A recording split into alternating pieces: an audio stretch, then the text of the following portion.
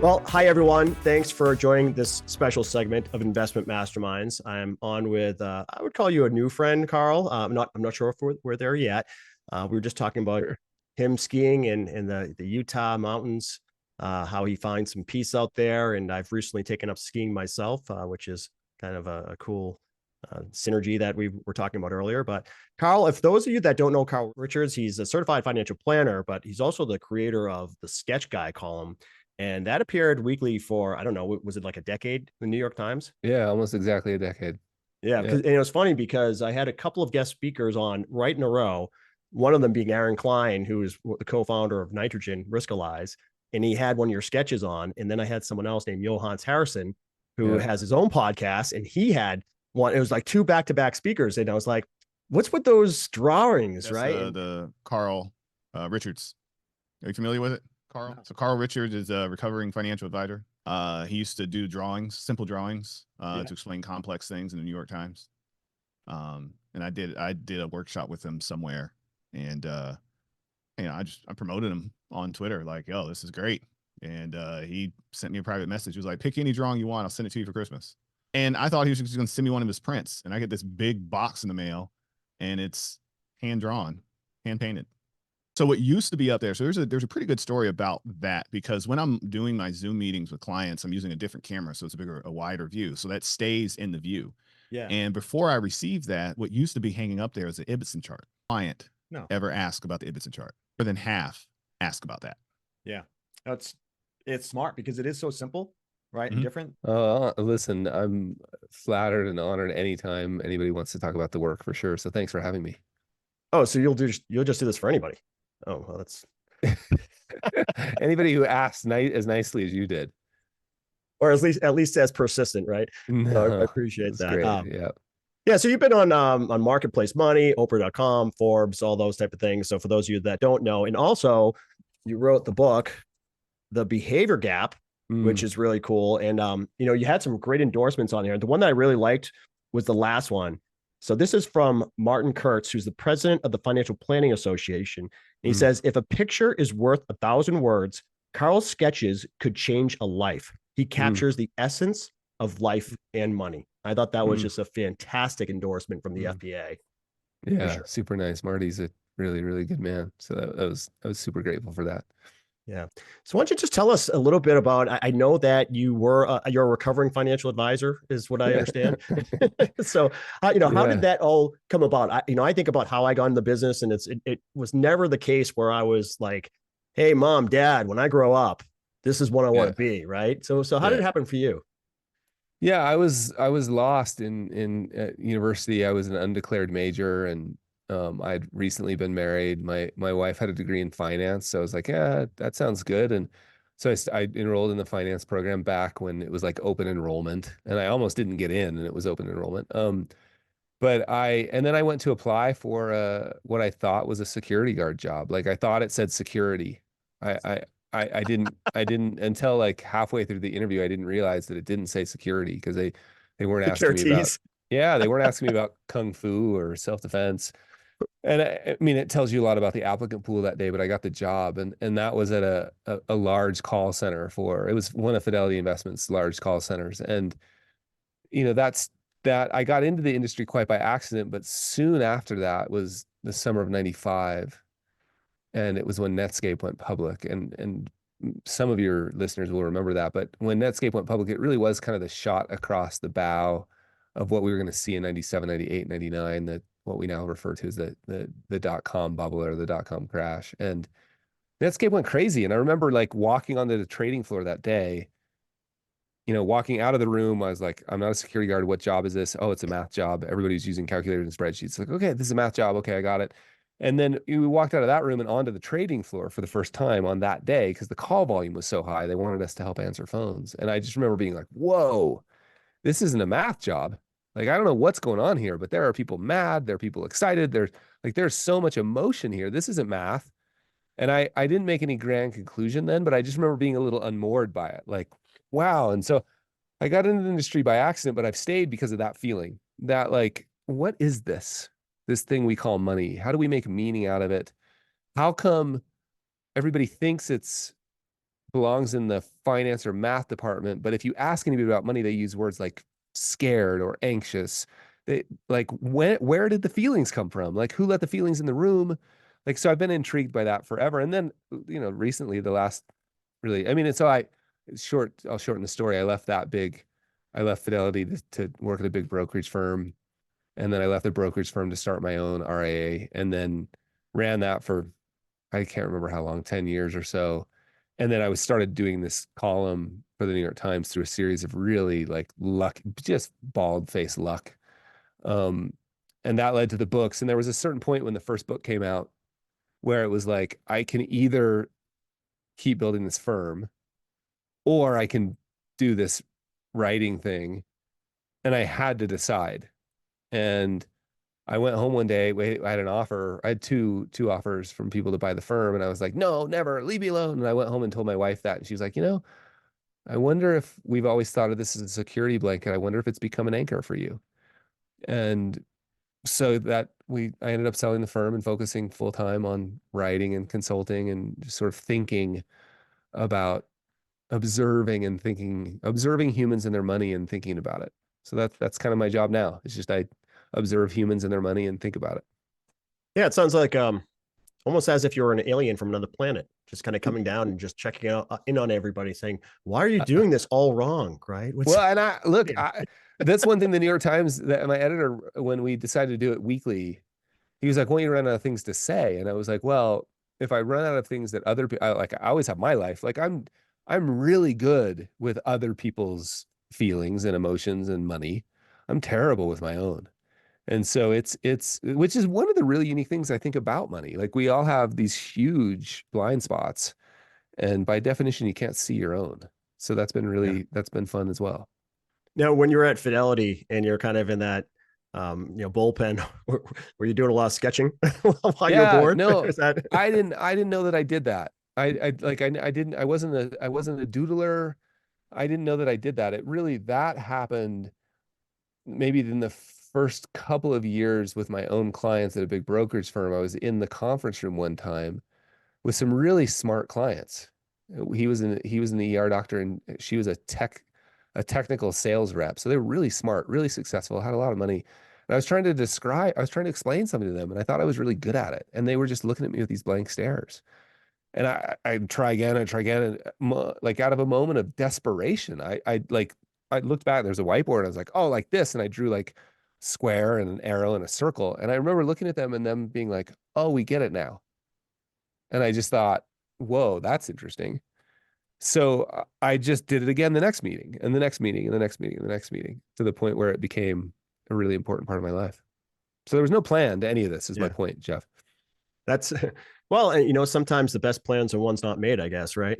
Yeah. Yeah, for sure. Yeah. But it is interesting about that connection between money and emotion because, like you said, the math side of it, math's not emotional, right? Math is an emotional thing. If you do the math and you say this is what you need in retirement, this is what you need long term. Historically, you shouldn't run for cover when things are looking bad, and you shouldn't be too euphoric when things are looking good. And I mean, Greenspan coined the phrase irrational exuberance in 1996. And that's Yeah. when I was in college. I got in the business in 1999, right? Because I was like, wow, this is a great way to make a buck. Yeah. I didn't have the fallback of being a security guard like you did. Right. Right. Right. The unintentional security guard that turned into securities. So yeah, I think it's more of that visceral feel of scarcity. And, Yeah. we're not out there chasing woolly mammoths, right? So the Yeah. anxiety has to come from somewhere because your body is telling you that you're too comfortable. And so you do it with money and you say, all right, well, this is what I'm going to worry about. I'm going to worry about money instead, because that is what 20, 30, 40,000 years ago, people would have been worried about getting food on their table by killing a Yeah. saber-tooth tiger, right? Yeah, it's deep, and it makes perfect sense why so much of our irrational behavior makes perfect sense. And if we understand it from that perspective, I think one thing that I kind of noticed maybe, I don't know, 10 or 15 years ago, I started noticing as behavioral finance started to become like the cool thing with the cool kids like to talk about.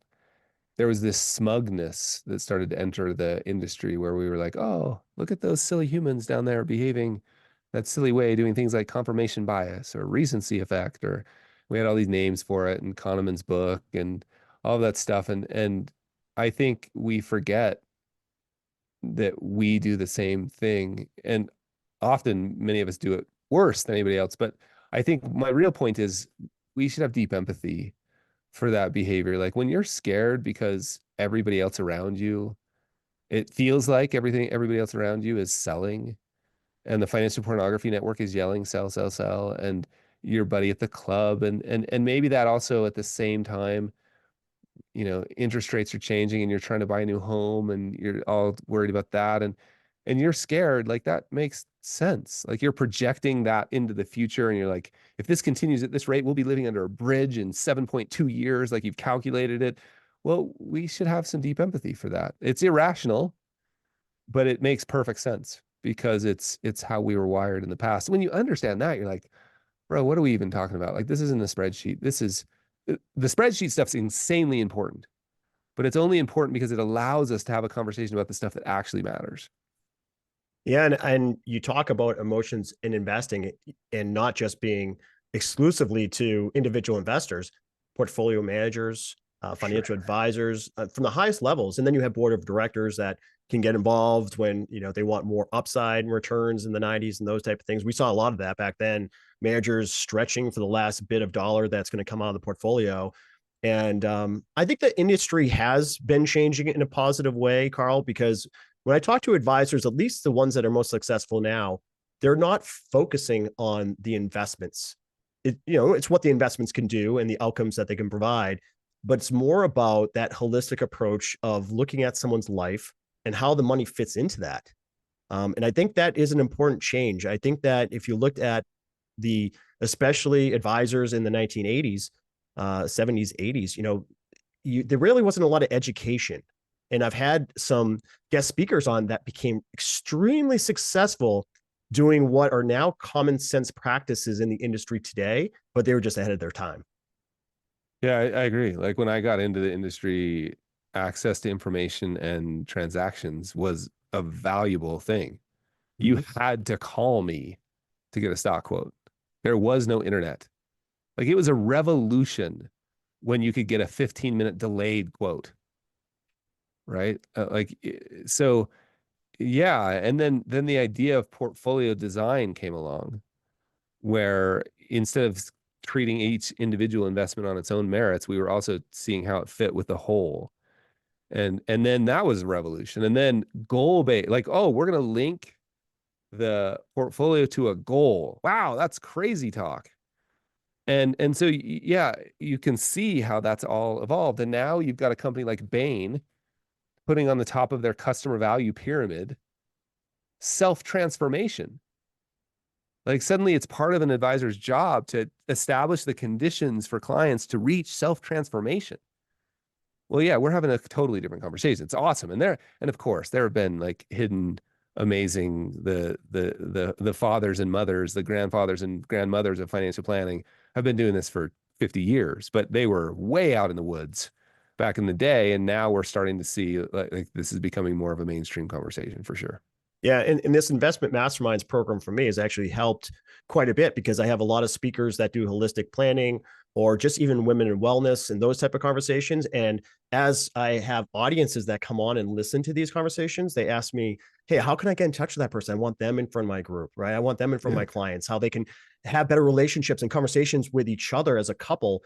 For 20 years, I've been just talking to the man while the woman, was ignored. And not that she didn't have things to say. She was digesting the information, didn't have a chance to speak because the men were just blabbing at each other about, some stock that probably ended up tanking, 6 months later anyways. So a lot of good things have come from the industry. It's definitely progressed quite a way. And I think some of the things that you've done, Carl, have helped that. The simplicity of your drawings is what draws people to that. Because at the end of the day, you kind of have to go back to, what are we doing this for in the first place? And how do we explain things to clients and investors without using all this jargon that makes us sound smart? And I think that's what the training was. Say a bunch of words that nobody understands, and they'll think you're an expert. And then when they actually need the help, they don't know what's going on because they never understood what you were talking about in the first place. Yeah, for sure.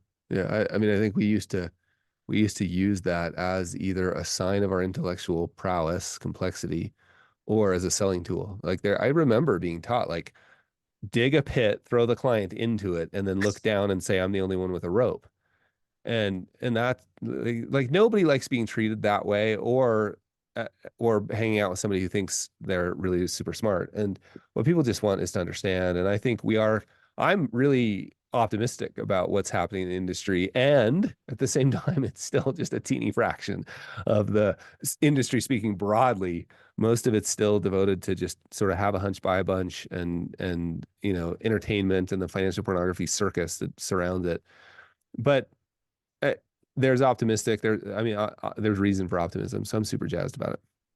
Yeah, I mean, it's kind of like the difference between real sports and WWE, right, or something like that, where Yeah, you that's have. a whole nother I mean, debate. that's part of that whole environment. Hey, I've subscribed to it too. I like the entertainment value of some of that, and I'll listen to CNBC and Sure. listen to different stock picks. Every time I've chosen one of those stock picks, it has done terribly. I've never picked one, so I'm actually thinking about creating like an inverse Jeff Thomas fund, Sure. just to help other people out and Sure. learn from my mistakes, because that thing would have crushed it the last Yeah, for 5 years. For Like, sure. likewise. And I think, look, there's a lot of lessons from all industries. It's my favorite. I've got a friend who is, I think, the best business coach on the planet, like Harvard PhD, really, really good. And all she ever talks about is how often she's wrong. Like when you hang out with her, she'll ask you a question and she looks a little bit like a golden retriever just dropped the ball in front of you. Like she's so excited about what's going to happen next. And I was like, why? And she's like, because I don't know. Like, I don't know. And I think we're seeing more and more of that in the industry where we're like, look, we better know what we're talking about when it comes to the spreadsheets and the calculators. We've got to be technical rock stars. And that stuff's insanely important and it's only more important. But it's only important to the degree that it allows us to get to these more important conversations. Yeah, it's like when I'm trying to teach my kids good behaviors, and I don't know, I don't even know if it's called behaviors, right? So I mean, your behavior is your behavior. You're kind of born with it, and then you take that and put it into society in a way that's functional, right? And so, Yeah, how can I help them be functional in society in a different way that I'm going to screw up my kids in a totally different fashion than my parents did? Totally, mine sure. is going to be much more creative, Carl. I'm For that's how for I'm doing. sure. But For sure. I find by helping them to find the answer, as opposed to me just telling them the answer itself, allows them to have some thought and have more confidence in themselves, as opposed to I spent so much time just telling them and yelling at them what to do, because that's what I learned. And so I've kind of pivoted through some help of my wife and other people that gave me some advice around it, to helping them to come to their own conclusions. And they're 6 and 8 years old, so I mean, you have to have that within a range of reasonable behavior. But you can have ice cream every night, but if you come at it with the benefits of what that means to be eating a vegetable instead of just having candy at night or something like that, they come to their own realizations even at young ages. And so I think Yeah. we're all learning, right? I'm evolving, hopefully you're evolving, and Yeah. trying to learn things a different way and get outside of our own boxes. And No, yeah. I agree. I think the my new definition of real financial planning is the alignment of your use of capital. So if you think of a Venn diagram, one circle says use of capital, and the word capital has an asterisk, and it says time, money, energy, and attention. So your alignment of your four sources of capital: time, money, energy, and attention. And the other circle says what's important to you. And we just obviously want as much overlap as we can. And sometimes there's a gap between the two circles, like often, and this can change day to day. Like it could change intraday. Like in the middle of the day, I'm out on a walk with my wife. That's amazing. There's perfect overlap. And then an hour or two later, I'm wasting time on ESPN or something, and it's not actually that important to me instead of calling my daughter or whatever. So aligning your use of capital with what's important to you, what's interesting about both of those is they're never ending processes. And I used to think what's important to you is the easy part. Like we just asked people, what are your goals? Like, well, it turns out like the Irish poet David White says that uh what's important to us only reveals itself over time. Only slowly, that's what it is. Only slowly do we learn what we really care about and align our outer lives with that gravitational pull. And I think allowing people to uncover, asking questions, creating the kind of space, the kind of environment where you can help somebody uncover what's really important to them. You can help them run. I just had a long conversation with Morgan Housel on my podcast, and Morgan says he runs experiments every once in a while where he's like, I, I think I should be a car guy. Everybody tells me I should be a car guy. I grew up, I was a valet in LA. And he's like, so every once in a while, this is on my podcast, 50 Fires. He's like, every once in a while, when I go to do a speaking engagement or something, and I need to rent a car, it says like every 2 or 3 years, I forget. And I'm like, I should. And he runs this little experiment where he's like, you know what? Just give me the Porsche. It's like $300 or $400 for the day, which is not inexpensive, but it's a very cheap lesson compared to buying one. And he's like, normally I don't even get off the lot before I'm like, this is beautiful. I understand why people love it, but I don't. And I think that's a really good example of like understanding what you really care about. And it's fine for other people, keep your values off other people's plans. It's fine for other people to be car guys, but for Morgan, it doesn't matter. So I love this idea of just allowing people the space to discover for themselves, like you are with your kids. What is it that's important to you? And then how do we functionally start aligning your use of time, money, energy, and attention with that? It Right? sounds familiar to me because I've been trying to like get into craft beer and country music. It's it Because you're takes a supposed to. lot. That's what all the cool kids do. Of course, Jeff, you got to love that. Yeah, And what are I you do like finding? I do like the bluegrass style. Like I need a fiddle in there. If you could put a fiddle Yeah. in there and you just see them going nuts, that's great for me. But some of Yeah, this for the sure. whiny country music, I get a little. It's all about the same thing: breaking up and getting drunk. Which I mean, Yeah. those are fun things to do. I guess I don't know. Yeah. But I think the point is, like, did you want to do, like, how often have I like clients that will say, I need 4 million because I want to retire to a sailboat? Right. And you're like, well, have you ever been on a sailboat? Like, have you been on one? And that number 4 million sounds really specific. How'd you get to that number? Well, that's just an Instagram goal. Yeah. And those are great places to start with deep empathy. Like, I don't want to be judgy. That sounds judgy, but it's kind of is. But I really deep empathy for that. And now let's start the process of over a long period of time being a little less wrong about those assumptions over time, learning new information. You know what? I went out on a sailboat. I didn't love it. Okay. That's interesting. Hey, next time you're at the rental car, why don't you rent one of the Porsche? Oh, hey, that's a good idea. What'd you find? I loved it. Oh, okay, let's think about that as a goal. Oh, I didn't like it at all. Well, geez, that was $300. Cheap way to learn. So I think this idea of running intentional experiments, allowing people to discover, and giving people permission to like get away from other people's goals. Stop living Instagram lives. Start figuring out who you are. There's this great Lao Tzu quote: "Be who you really are and go the whole way." Hmm. And it's like between that and the David White poem, it's like, man, that's a lifetime of work. Yeah. And that's Unless you're a serial killer, don't take. If you're a serial killer or could be, don't take that advice. We don't want you to go the whole way. Go see a mental professional. But yeah, for the rest of us, that's true. I'll tell you this little side note, and we'll decide whether I keep it in the podcast or not. But I was talking to an advisor last week, and I tell you, it was about the Porsche. So he started his own RIA, and when he said, when I get to 50 million, right, in the first couple of 3 years, whatever it was, I'm going to buy myself a Porsche. And so he went to the dealership with his wife. He's excited to buy the Porsche, and he sat in the car, and he's like, and he's not a huge guy, but he's big enough. Like, this is ridiculous. Like I mean, I feel like I'm like just constricted. I feel like it wasn't me. So he said I bought an electric bike instead. It cost me $1,500, and I love it. Yeah. That's it. No, I love those stories. Love those stories. And guess what? If he had sat in the Porsche and he's like, this is everything I thought it was going to be. This is going to be amazing. I love the craft of it. I love the tradition, the leather, the stitching's amazing. Like everything about it I love. Well, then you do that thing, right? Yeah. Like if you can pull that off, do that thing. It's just more about figuring out what does it mean to be you, and what are your goals, and what do you like, and instead of just accepting these default things that are handed to us by society and other sources. It is interesting to see the connection between finance and what's between the ears, because a lot of times it just doesn't make sense. For sure. For sure. Yeah. Hey, Carl, thank you so much for coming on the show today. I really appreciate it. And I'm sorry, could you tell the audience the name of the podcast again so we can make sure everybody's jumping on that? So there's two. One is the solo podcast I do every day. That's called Behavior Up Radio. And I just recorded episode, I think 1042 or something this morning.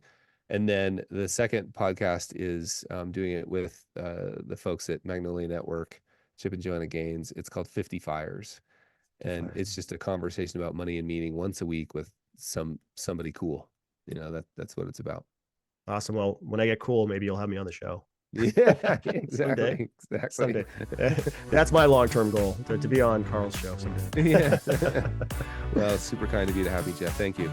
Thanks so much. And we look forward to hearing from you and what comes next.